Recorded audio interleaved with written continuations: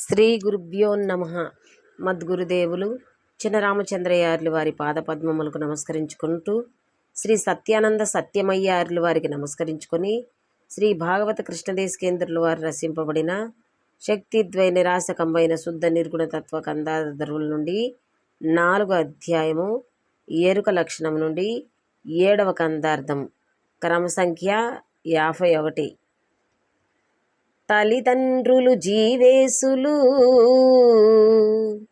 ఇలా వ్యోమము లేను మేను ఎరుక మరుపులున్ కలమేల్కలు శుక్లాశ్రమంబులు నీరాన్నములు ప్రకృతి పురుషుడాల్మగడు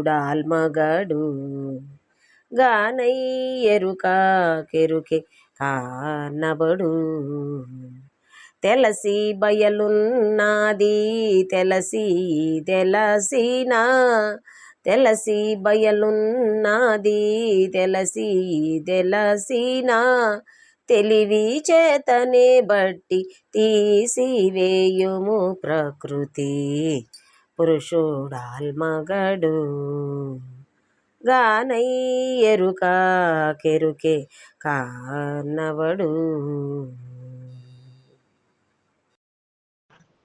శ్రీ గురుభ్యో నమః.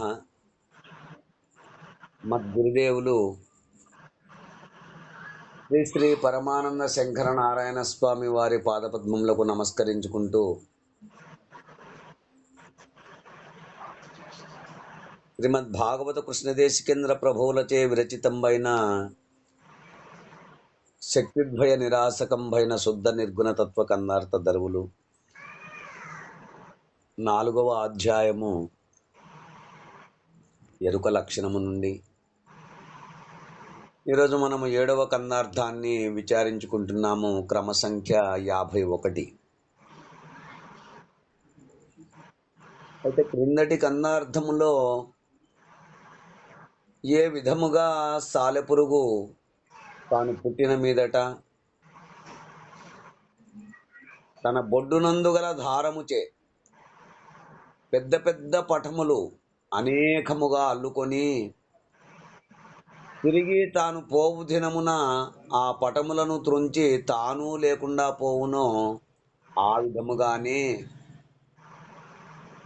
ఎరుక తా పుట్టి బ్రహ్మాండ భాండములనన్నింటినీ సృజించి తిరిగి తాను పోయినప్పుడు తాను తనతో సృష్టించుకున్న సర్వమును రహితపరుచుకొని తాను లేకుండా పోవును అంటూ మనము క్రిందటి కందార్థములో విచారించుకున్నాము.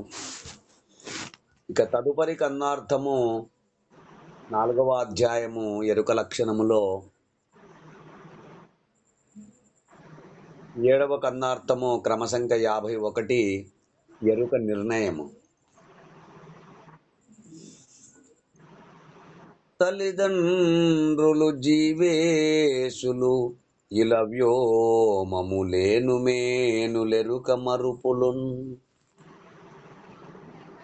కలమేల్కలు శుక్లాశ్రంభులు నీరాన్నములు ప్రకృతి పురుషుడాలు మొగుడుగానై ఎరుక కెరుకే కానబడు తెలసి బయలున్నది తెలసి తెలివి చేతనే బట్టి తీసివేయుము ప్రకృతి పురుషుడాలు మొగుడుగానై ఎరుక కెరుకే కానబడు. తల్లిదండ్రులు జీవేశులు, ఇంకా బీజ కారణమైన తండ్రి అంటే బీజము తండ్రి. ఇక్కడ బీజ కారణమైన తండ్రి అది అభివృద్ధి చెందుటకు కారణమైన తల్లిగాను, అంటే ఈ జీవేశులు పిండాండ చైతన్యమైన జీవుడుగాను, బ్రహ్మాండ చైతన్యమైన ఈశ్వరుడుగాను, ఇలా వ్యోమము. ఇక ఇలా అనగా భూమి, వ్యోమము అనగా ఆకాశముగాను, ఇక నేను మేను. మేను అనగా స్థూల శరీరము, నేను అనగా సూక్ష్మ శరీరములుగాను. ఎరుక మరుపులు అంటే సమస్తమును గుర్తించు జ్ఞానముగాను.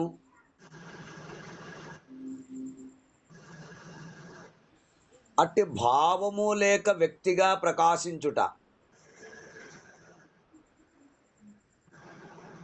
కళా మేల్క స్వప్నావస్థగాను, జాగ్రత్తావస్థగాను. శుక్లాశ్రంభులు అనగా సృష్టి కామమునకు పురుషుడు యందు శుక్లముగాను, స్త్రీ యందు శోణితముగాను తయారయ్యే పదార్థము. ఇక నీరాన్నములు అంటే కఠినాంశమైన ఆహారము, ద్రవాంశమైన నీరు. మరియు ప్రకృతి పురుషుడు ఆల్మొగుడుగానై. ప్రకృతి అనగా స్త్రీ లేక ప్రాణము. ఇక పురుషుడు అనగా జ్ఞానము. ఈ రెండు ఆలుమగలు అంటే భార్యాభర్తలుగాను. ఎరుకే, ఇంకొకటి కాదు, ఇవన్నీ కూడా ఎరుకే. అవును. ఎరుకే కానవడు. ఈ యొక్క ఎరుకే ఒకటిగానున్న తాను రెండుగా అంటే ఏంటి? జీవుడు ఈశ్వరుడుగాను, పిండము బ్రహ్మాండముగాను. జీవుడు ఈశ్వరుడుగాను, పిండాండ చైతన్యము బ్రహ్మాండ చైతన్యముగాను, భూమి ఆకాశముగాను, నేను మేను అంటే స్థూల శరీరము సూక్ష్మ శరీరముగాను. ఎరుక మరుపులు అంటే గుర్తించే ఎరుకగాను, మళ్ళీ మరుపు చెందటముగాను. ఈ విధముగా అంటే ద్వంద్వ రూపముగా రెండుగా పనిచేస్తుంది. ఈ ఎరుక ఒకటిగా ఉన్నప్పటికీ కూడా తాను రెండుగా పనిచేస్తూ ఉంది.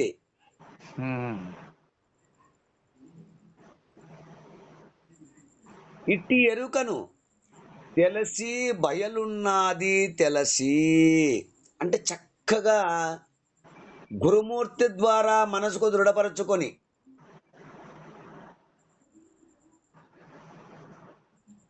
ఎక్కడ వీటన్నింటినీ అంటే సద్గురుమూర్తి కృపచే మనసుకు దృఢపరచుకొని వీటికి వేరై ఉన్న పరిపూర్ణము మాత్రమే ఉన్నదని తెలుసుకొని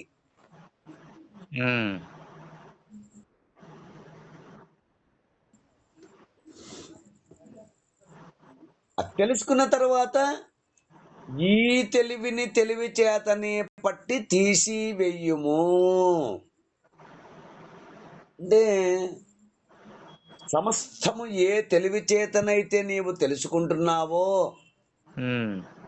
ఆ తెలివి చేతనే అంటే ఆ ఎరుక చేతనే పరిపూర్ణము ఉన్నదని చక్కగా గురుమూర్తి ద్వారా విచారించి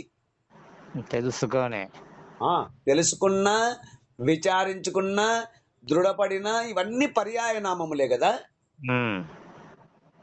దృఢపరుచుకున్నా తెలుసుకున్నా విచారించిన ఇవన్నీ పర్యాయ పదాలు.